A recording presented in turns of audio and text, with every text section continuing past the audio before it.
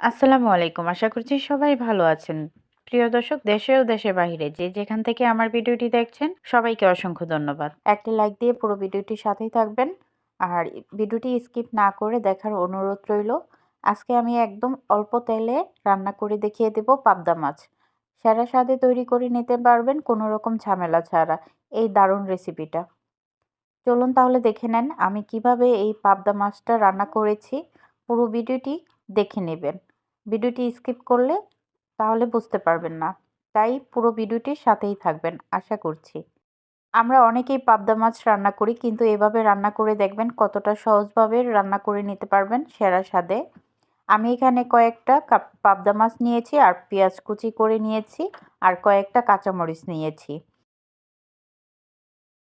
রান্না করে দেখিয়ে দেব পাবদা মাছের দো পেঁয়াজু। সেরা স্বাদে তৈরি করে নিতে পারবেন। চলুন তাহলে দেখে নেন। এখানে আমি একটা প্যানের মধ্যে তেল নিয়েছি। তেলটা গরম করে নিচ্ছি ভালো করে। আমি প্রথমে পাবদা মাছটা ভেজে নেব। হালকা করে মাছটা ভেজে নিলে রান্নাটা অনেক টেস্ট হয়। পাবদা মাছটা হালকা করে ভেজে নিচ্ছি। আমি পাবদা মাছটা প্রথমে হলুদ মরিচ লবণ দিয়ে মেখে নিয়েছি। আর এখন আমি তেলটা গরম হয়ে যাওয়ার পর পাবদা মাছগুলো ভেজে নিচ্ছি। আমি কিন্তু বেশি ভাজা দেব না, হালকা ভাজা দেব। আমি হালকা করে ভেজে নেব। এক পাশ হয়ে আসার পর আমি মাছগুলো উল্টে দিচ্ছি। আমি আজকে কিন্তু মাছটা ভেজে রান্না করে নিচ্ছি। অনেকেই মাছটা ভাজতে গেলে ভেঙে যায়। তো আমার এই রেসিপিটা ফলো করলে আপনাদের মাছ ভাঙবে না। সুন্দর করে ভেজে নিতে পারেন। দেখতেই পাচ্ছেন সুন্দর করে আমি ভেজে নিয়েছি। আমি এখন তুলে নেব। মাছটা যেহেতু ভাজার শেষ পর্যায়ে, এই পর্যায়ে আমি নামিয়ে নিচ্ছি। পাবদা মাছ বেশি বেশি ভাজতে হয় না। আমি হালকা ভাজেই রান্নাটা করে নেব। আমি একই তেলে এখন রান্নাটা করে নিচ্ছি। আর এখন আমি পেঁয়াজ কুচিগুলো ভেজে নেব। আমি প্রতিটা ভিডিওর মধ্যেই বলে থাকি যে পেঁয়াজটা যদি ভেজে নেন অন্যরকম একটা টেস্ট পাওয়া যায় রান্নার। তো আমি এখন পেঁয়াজটা ভালো করে ভেজে নেব।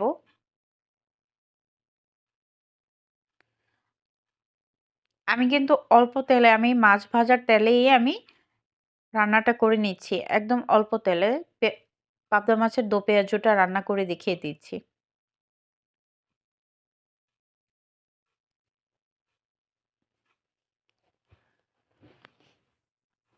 পেঁয়াজটা হালকা ভেজে নিয়েছি।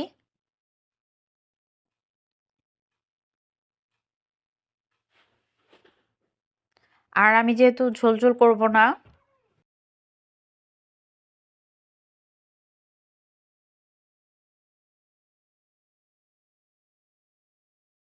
এখন দিয়ে দিচ্ছি স্বাদ মতো লবণ। এখন দিয়ে দিচ্ছি মরিচ গুঁড়া 2 চা চামচ। ঝালটা যার যার ইচ্ছে মতো দিয়ে নেবেন। যেহেতু আমি পেঁয়াজ দিয়ে রান্নাটা করে নেব, পেঁয়াজটা এমনিতেই মিষ্টি মিষ্টি, তাই একটু মরিচ গুঁড়োটা বেশিই দিয়েছি। আর এখন দিয়ে দিচ্ছি 2 চা চামচ হলুদ গুঁড়া। এখন আমি ভালো করে পেঁয়াজের সাথে মিলিয়ে নিচ্ছি। আমার অনেক প্রিয় আপুরা আমার ভিডিও সবসময় দেখে আর সুন্দর সুন্দর কমেন্ট করে। সবার জন্য রইল অনেক অনেক ভালোবাসা। ভিডিওটা অনেক বড় হয়ে যাবে যদি সবার নামটা বলতে যাই। তো আমাদের তো কুকিং চ্যানেল, তাই সবার নামটা বলা হচ্ছে না। আমি সব আপুদের উদ্দেশ্যে বললাম। সবার জন্য অনেক অনেক ভালোবাসা রইল। আমি কিন্তু এক্সট্রা কোনো পানি ইউজ করিনি। আমি পেঁয়াজের সাথেই মশলাটা ভালোভাবে কষিয়ে নিচ্ছি। এখন অল্প একটু পানি অ্যাড করে দিচ্ছি ভালো করে কষিয়ে নেওয়ার জন্য। আমি কিন্তু এখানে ঝোল ঝোল রাখবো না। এখন আমি মাছগুলো দিয়ে দিচ্ছি। এই মাছের এই পানির মধ্যে এই রান্নাটা হয়ে যাবে।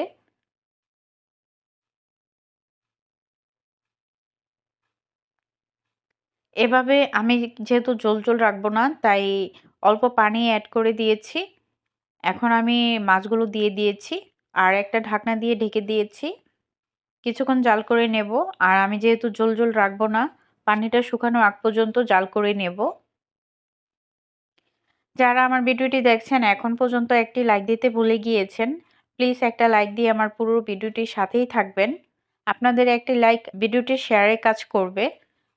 তো এভাবে করে আমার সাথেই থাকবেন। একটা লাইক দিয়ে একটা সুন্দর কমেন্ট করে সবসময় আমার পাশে থাকবেন। আর এখন দিয়ে দিয়েছি কয়েকটা কাঁচামরিচ।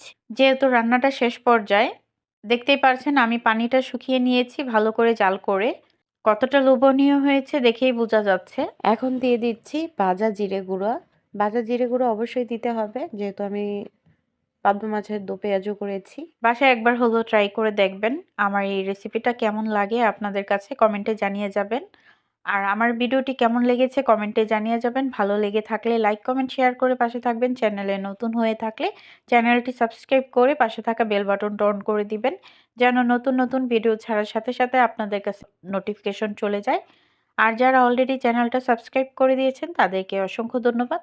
পুরো ভিডিওটির সাথে থাকার জন্য সবাইকে ধন্যবাদ। সবাই ভালো থাকবেন, সুস্থ থাকবেন। নতুন কোনো ভিডিও নিয়ে আবার দেখা হবে। আজকে এই পর্যন্ত। আল্লাহ হাফেজ।